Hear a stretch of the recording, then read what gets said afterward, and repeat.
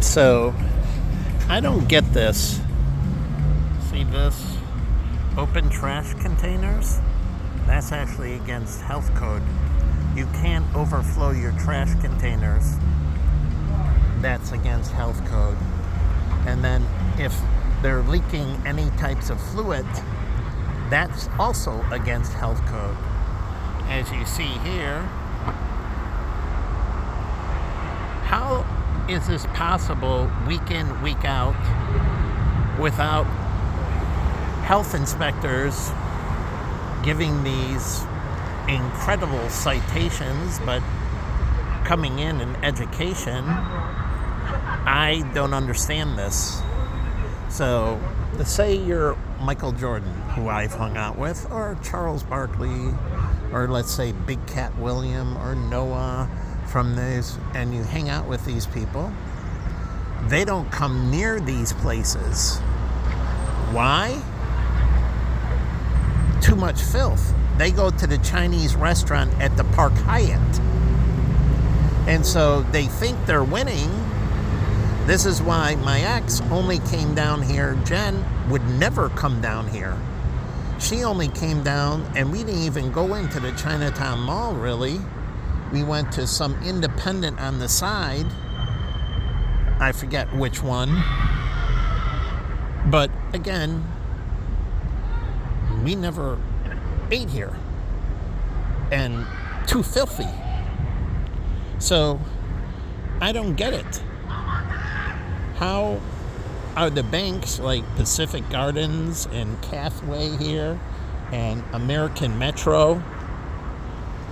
This is risk, because if a business gets hit with health violations and then E. coli risk, say, or other things, that business can go under. And so when you're lending to an entity that violates health rules, you have risk in the portfolio that you don't understand. And so the portfolio is undercharging in interest rates for systemic risk. And who takes that? The investors in the bank. Truly, if the bank goes under, that means the depositors in the bank are at great risk. Because if the bank gets hit, which happened in the savings and loan crisis and that, even with FDIC, it broke the buck and they got cents back on the dollar. So when you see this, and Pacific Global and the CEO, I went to Ming Ham's on the second floor, and then you have all these bankers who come in, and they have the Chinese New Year up here, and they see all this. They're supposed to be risk managers. How do they turn a blind eye to this? Bankers. And you got your money in the bank, and the banker is lending out to these businesses that bring incredible risk to them, and they go to these places and they're like, it's not sanitary in that. And then we're going to call a note, right? And it's unbelievable. So I look around here, the housing inspectors, the zoning laws. This is city corruption. This is incompetence. And I look at this, and they do this and spend, and then I see all the cracks in the street. And they put this down and spend money, and they didn't fix the cracks. You first fix the infrastructure before you build this out, and now it has all these cracks through it and that. And it's like putting lipstick on a pig. You gotta clean it up first. You gotta fix all the cracks, level it out, and there are steps in the process. And so, I don't understand this. You wasted good money. as this cracks and everything, they're going to pull up this pavement, which they are when they redo this because of all the deterioration. And you're doing all this. Now, in Old Town, they just repaved, so that's a good investment. Here, this is a waste of money. You get them to repave the street, to fix the street first, then you put this in. This is back-ass words. With financial literacy, you would have never made this investment. So why did they waste the money for something that is eventually, in a short period of time, have to be pulled up? Is this like a proof of concept? Okay. And then you're going to write this off as research and development? And you know it's going to be teared up, but you just want to temporarily have the aesthetics? I mean, I don't get it. You could have just went into Old Town China, where they just repaved, which they're doing now, and they did this all around here. And I don't understand. If you're a banker, why would you approve this?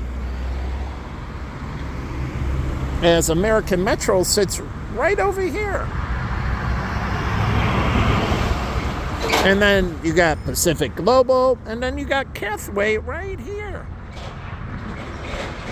And as a banker, you walk around looking at risk, especially in the neighborhoods that you invest in.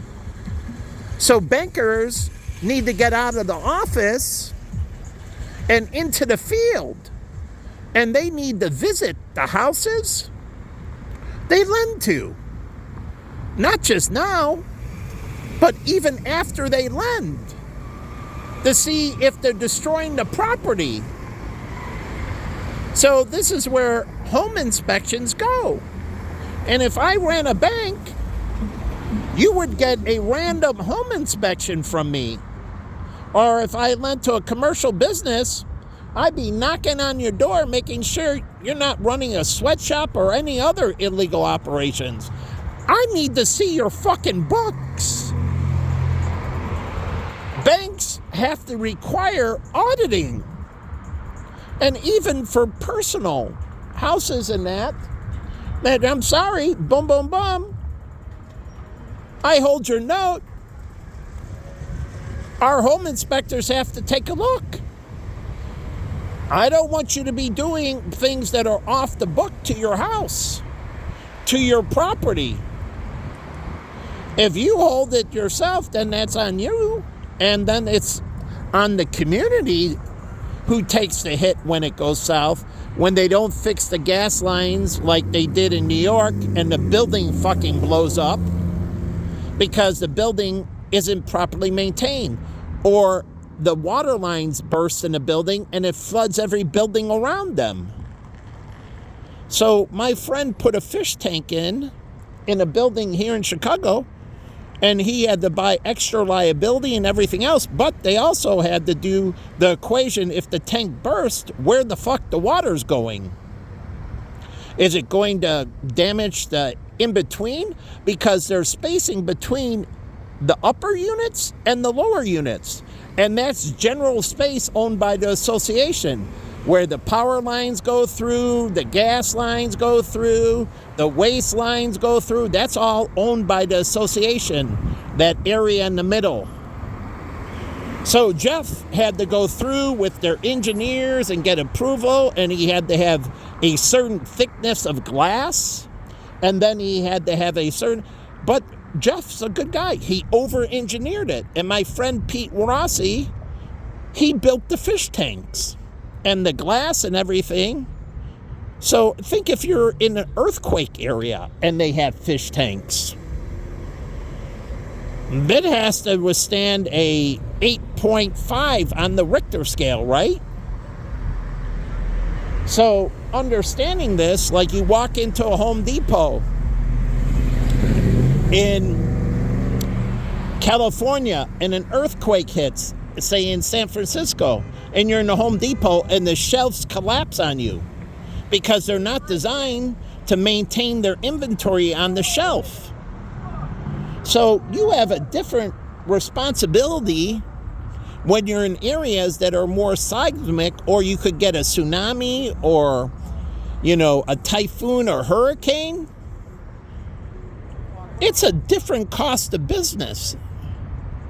It's a totally different operational model than here in the Midwest, where outside you might get hit with a tornado, but we get hail and some severe storms, and you get some wind damage. And that's why the big buildings, I told my friend Mike Spadafora to set up a group that would go in and inspect the stuff on balconies. Because this stuff on balconies can fly off in heavy winds. And if you have a balcony on the 50th floor or the 30th floor, or even one floor up, like the Northwestern student, let's go to ice shingles, she's walking down Michigan Avenue and she's holding her dad's hand during the winter, walking down, and an icicle broke on the building and went right through his brain. And she was holding his hand, and her father's right next to her, instantly dead. You can look up the news article.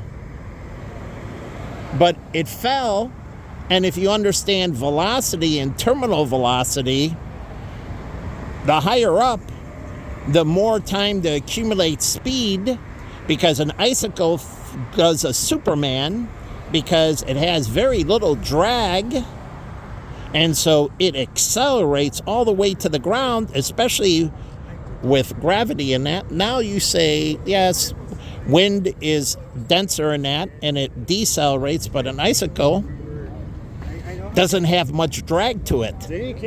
So the drag coefficient on an icicle is more towards zero, so the atmosphere doesn't slow it down. It just keeps on accelerating. And it killed him. And so I told my friend Mike, who worked for a patio company, to go in and to these associations and explain the risk that they inherently have, because not only do they sue the tenant, they sue the association. Why? Because they should have had proper risk management. So that means everybody in the building gets sued together. So you think you're in it individually, and I got liability. No, not only do they sue that person, they sue the building as well. Like this mall, not only do they sue the tenant, they sue the mall. Because the mall should have put in regulations that prevent it. And so this is how they get bigger claims in tort. They got the little guy and they got the big guy. So when you're in any of these buildings, if you understand this, even with trip and falls, that they sue the little guy and then they sue the big guy. And this happens with Grand Shop as well. They go back and see when the person came intoxicated, and then from that time, it doesn't matter. He went to another bar, and this is why I told my doorman we can't let in anyone who's already drunk. Because if we do, we inherit the risk. We have risk already watching to overserve our own people, but even if they don't drink, and this is what they don't understand, even if they don't drink and they come on your premise and you let them in, you are part of the Grand Shop settlement. So they go back and try to figure out when they got drunk, and from the time they got drunk, each person that served them, each bar afterwards, is sued in the chain. So the chain starts once they become intoxicated. And so that's why you don't let in intoxicated people. Because if you do, you assume the risk. Even personal homeowners insurance. If you have somebody coming over and they're drunk and you let them in, now you become liable. And so it does matter. You turn them away and denied them. But if you go to assist them, you come and you could say, okay, the Good Samaritan Act, I'm protected under.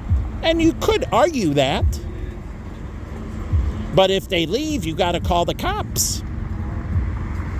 My sister used to have the people over, and when they were drinking, they had to leave their keys and they stayed at their place.